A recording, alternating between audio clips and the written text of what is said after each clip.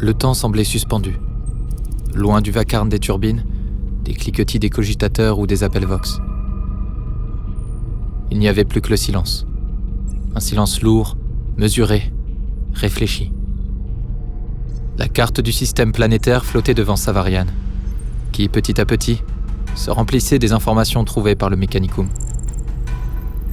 Puis vint la voix de Taline Morak, froide, stable, inhumaine. Sa transmission coupa net le fil des pensées de chacun. Amiral, analyse approfondie terminée. Nous avons confirmation de plusieurs foyers de vie souterrains répartis sur au moins 3 continents. Densité thermique et énergétique anormale. Plusieurs centaines de millions d'individus. Le monde se fait nommer Coronat. Un frisson parcourut les officiers sur le pont. Le chiffre était bien au-delà de ce qu'ils avaient anticipé. Ce monde n'était pas un avant-poste. C'était un empire souterrain. Nos relevés indiquent l'absence d'uniformité politique. Plusieurs blocs autonomes, sans doute en désaccord. Mais un seul groupe a répondu à notre message. Et c'est celui qui possède le plus haut niveau technologique, des militaires. Nous avons repéré des silos enfouis. Propulseurs magnétiques orientés vers l'orbite. Champ énergétique fluctuant selon notre position. En cas d'hostilité, ils peuvent frapper, avec force et précision. Le pont resta figé. Même les plus anciens n'avaient jamais affronté un monde aussi important et armé avec si peu de vaisseaux. Nous ne sommes pas venus pour tomber dans un piège. Et nous n'avons pas la force d'imposer notre présence par la guerre. Ce serait une folie, un massacre, le nôtre. Taline, faites-moi une estimation de fiabilité des vecteurs de descente. Praetor Gaius, maintenez vos troupes en état d'alerte maximale. Mais pas un seul homme ne bouge sans mon ordre. La cohorte est prête, amiral. Extraction rapide possible à la moindre menace. Nous allons suivre leur invitation. Mais j'irai en personne. Amiral, ce n'est pas recommandé. Ce serait une prise de risque inacceptable. Justement. Ils doivent voir que je suis prêt à prendre ce risque.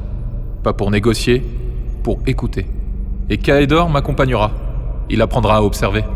Et à comprendre ce que signifie porter un nom qu'on n'a pas encore mérité. Sur les écrans de l'Ultima Primus, un signal lumineux apparut à la surface. Une trajectoire claire, autorisée. Il était l'heure de descendre. Le vaisseau de descente fendait l'atmosphère dans un grondement sourd. Autour de lui, les plaques extérieures chauffaient et rougissaient à mesure que l'appareil perçait les couches de l'atmosphère. En contrebas, un continent noir se dévoilait. Un paysage ravagé. Le sol était strié de cicatrices de guerres anciennes, de cratères vitrifiés, de dômes éventrés. L'héritage d'un monde qui avait combattu, puis survécu seul, depuis trop longtemps. Kaedor, debout près d'un hublot blindé, observait en silence. Ce qu'il voyait ne ressemblait à rien de ce qu'il avait l'habitude de voir. Ce n'était pas une cité impériale, mais un charnier fossilisé. Et pourtant, la vie battait encore quelque part en dessous. Lentement, le transport amorça son approche finale. Une gigantesque ouverture s'ouvrit à flanc de montagne. Un gouffre noir, bordé de lumière rouge pulsante, comme les battements d'un cœur ancien.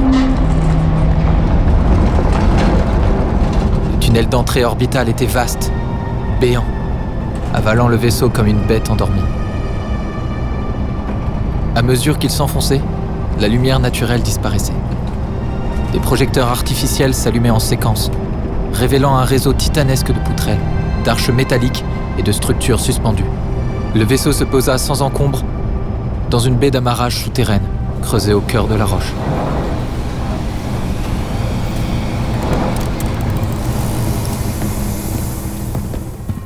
Le sol était noir, constellé des lignes de guidage phosphorescentes. Autour, une forêt de piliers supportait une voûte haute de plusieurs dizaines de mètres. Une escouade de soldats attendait déjà. Ils portaient des armures rigides, noires et ocre, parcourues de câbles et de plaques en acier. Leurs armes n'étaient pas impériales, mais anciennes, modifiées, inconnues. Aucun insigne impérial, aucune aquila, mais une représentation d'un scorpion sortant de terre.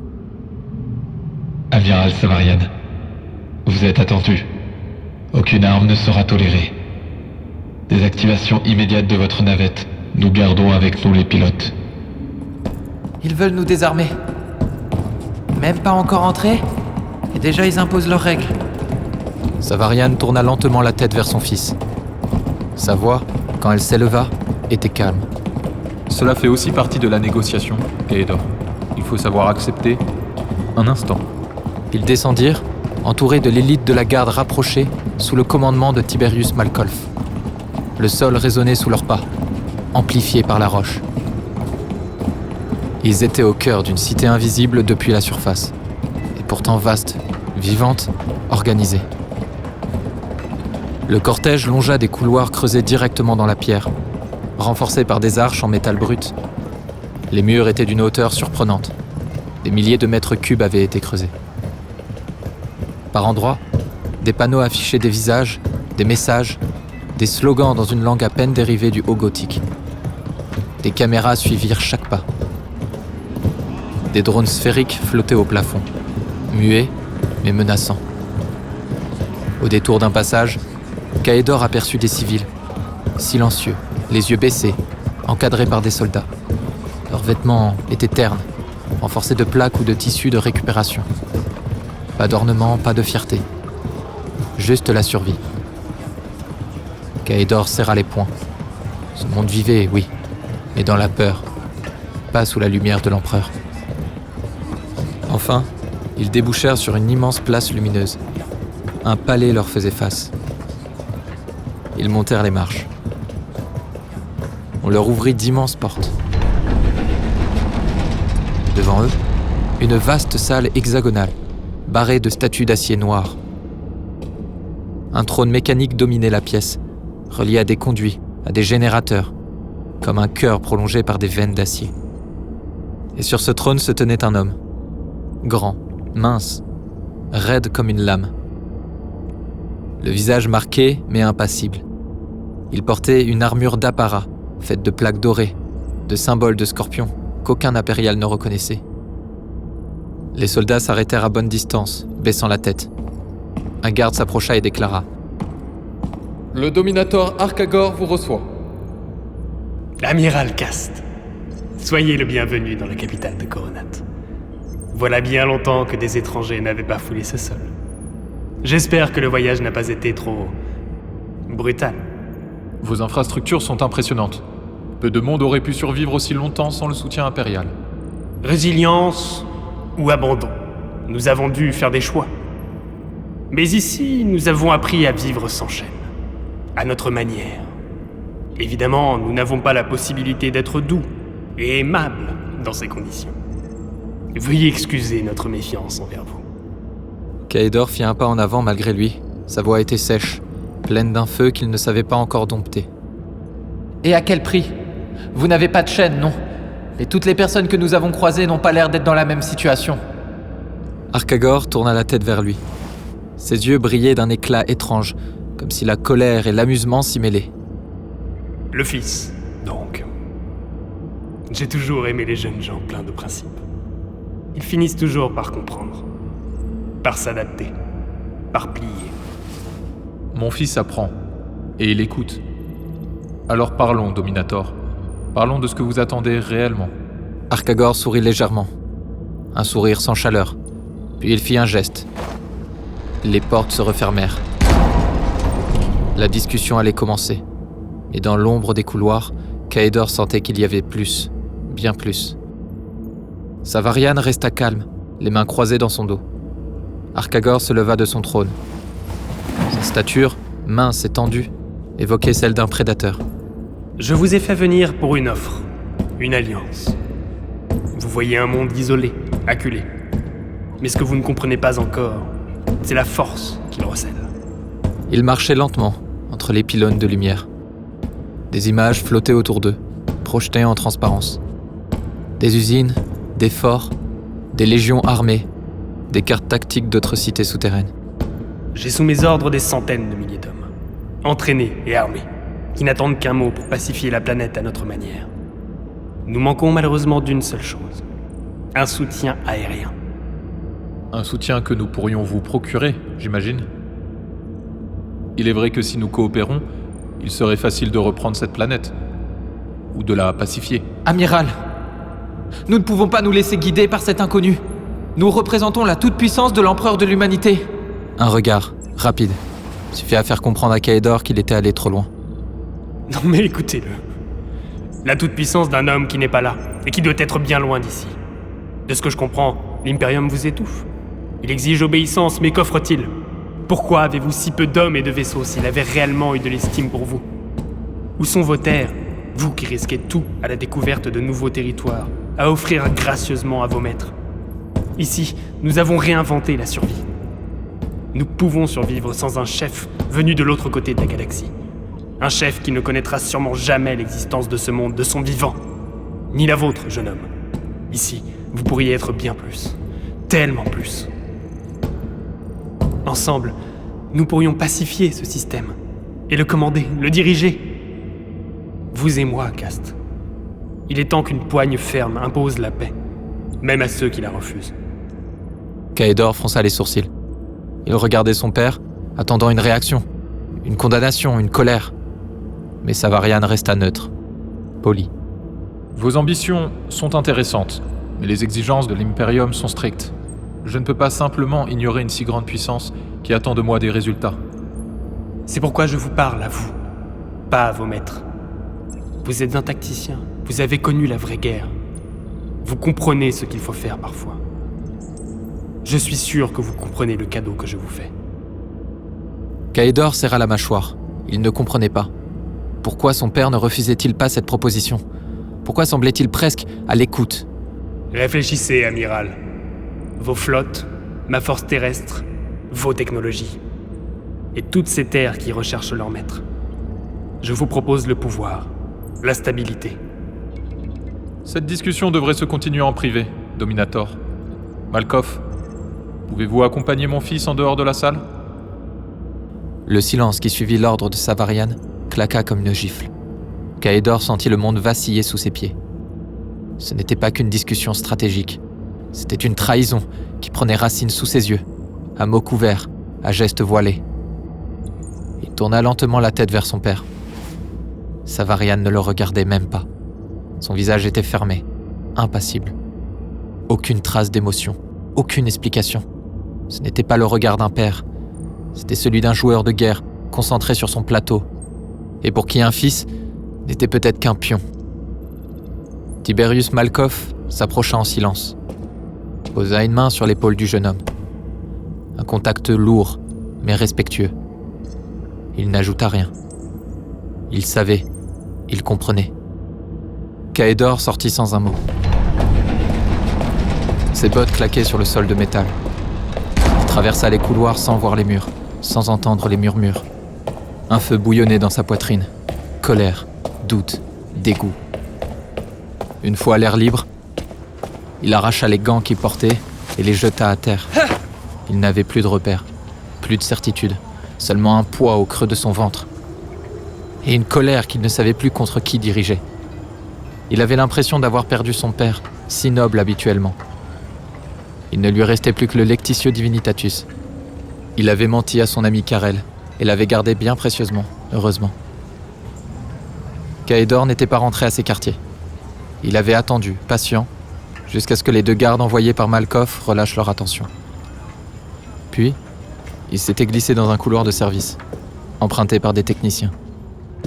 Là, les murs n'étaient plus lisses et polis, mais rongés par la suie, les câbles apparents, les traces d'anciennes fuites toxiques. L'air y était plus épais, chargé d'ozone et d'huile brûlée. Il s'arrêta, figé par la vue qui s'offrait à lui depuis un balcon. Sur la place centrale d'un ancien complexe minier, il les vit. Des civils, hommes, femmes, enfants, encadrés par des soldats en armure grise. Au centre de la place, une structure émergeait. Un immense mont de charge allant sûrement jusqu'à la surface. On y menait certains civils, un par un. Ceux qui y entraient n'en ressortaient pas. Quelque chose n'allait pas. Ce n'était pas un centre de ravitaillement, ni un poste de contrôle. C'était un centre de tri. Kaedor recula d'un pas. Puis une voix s'éleva derrière lui. Ce que vous voyez là, ce n'est qu'un fragment, Seigneur. Une écharde du pacte. Il se retourna. Le vieil homme, assis sur une caisse, le regardait avec calme. Ses yeux, pâles, brillaient d'une lucidité brûlante. Un fragment de quoi? Quel pacte? Le Dominator, Arcagor. Il a sauvé cette cité de ses ennemis, mais contre rémunération. Il y a bien des années, la peur est venue du ciel, détruisant tous nos vaisseaux. Des humanoïdes plus rapides et cruels, d'une cruauté jamais vue. Et lui, il leur a tendu la main. Il leur a offert notre chair, notre peur, nos cris.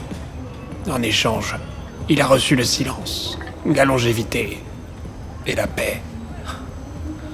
Drukhari. Le vieillard s'était tué un instant. Puis il se redressa lentement. Ses yeux n'étaient plus simplement ceux d'un ancien fatigué. Ils contenaient une mémoire. Vous avez dit leur nom, Drukhari. Peu ici connaissent ce mot. Vous avez vu plus de monde que la plupart de ceux qui vivent sous terre. Mais avez-vous vu ce qu'ils font au monde qu'ils prennent? Assez pour les haïr. Lors de la dernière grande famine, quand les rations ont cessé de venir du ciel, Arcagor a été seul à se dresser. Il a tenu les foules par des promesses. Mais quand la panique est devenue rage, il a fait autre chose. Il a ouvert les portes des cités rebelles. Et ainsi, plusieurs fois par an, une partie de la population, ceux que vous avez vus aujourd'hui, ne vont pas travailler. Ils partent là où les cris nourrissent l'âme de ces monstres. Le vieillard continua, sa voix calme, presque rituelle. En échange, les Drukhari ont soigné les élites d'ici. Les vieillards mourants sont devenus vigoureux. Les maladies ont disparu. Les corps se sont renforcés. Voici avec qui vous vous alliez. Mais qui êtes-vous? L'autre camp. Celui de la liberté. Et le vieil homme disparut dans une ruelle.